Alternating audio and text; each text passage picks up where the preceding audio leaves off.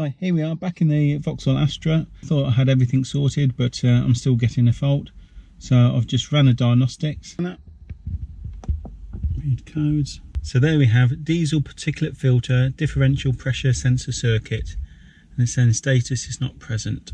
And I've also changed the DPF filter. Here'll be a link up here to do with the video on that. This was caused from a blocked EGR. So again, there's another link for the blocked EGR. And that was producing too many particles in the DPF, which then blocked the DPF. So I've removed the DPF. I've cleared the problem with the EGR. I'm going to show you the sensor circuit because we still haven't sorted out the problem. So I'll show you where the sensor is, and we do some more diagnostics on trying to sort this fault out.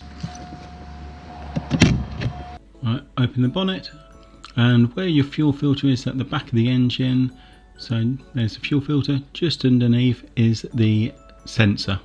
This is the sensor for your diesel particulate pressure. There's a pipe. On the later models you have one pipe, on the earlier models you have two pipes. So depending which model you have, you'll have either one or two pipes going in there. So underneath that filter on the left there's the rigid plastic pipes that comes down.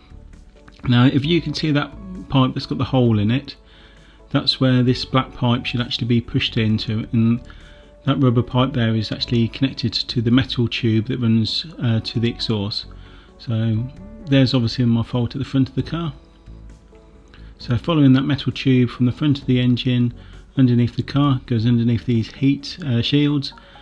The metal pipe comes out here, and here's another rubber pipe. And on my car you can see there is a burst rubber in the rubber pipe. That rubber pipe goes onto the DPF. There's the temperature sensor there, but the rubber pipe actually slips onto this tube here. And obviously the front of the car would have been on the left of the exhaust. While I was fiddling with the plastic pipe doing the job, it actually snapped off, so it was rather brittle. Some 8mm internal diameter hose. I'm just spraying a bit of WD-40 to lubricate it, and I'm going to place it on the metal tube at the bottom of the car where I showed you where the pipe had broken off before, just so I can find the right amount of length going to the plastic tube. So now I've got the right amount of length, I've just cut it to size. I'll put both the clips already in place on the rubber pipe, a bit more lubrication. So I wish I could have videoed this, but I couldn't actually get the camera in place to actually show you what I was doing. But there's the rubber pipe now put onto the hard plastic tube with the clip in place, and if you follow it round, although you can only just make out slightly in this video, it is on the metal tube that runs to the back of the engine. So here's the pipes there as well for the gearbox linkage. So in place with those metal clips. I'll put a link in the description below if you need to buy some of these metal clips. So going to the back of the exhaust underneath the car.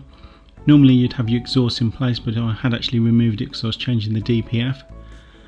So I think you can probably do this job with the exhaust still in place, but just measuring the tube, you can see that it's an 8mm internal diameter rubber tube that will go on there. So that's the 6mm tube, here's the 8mm tube. So I cut a bit of tube to length.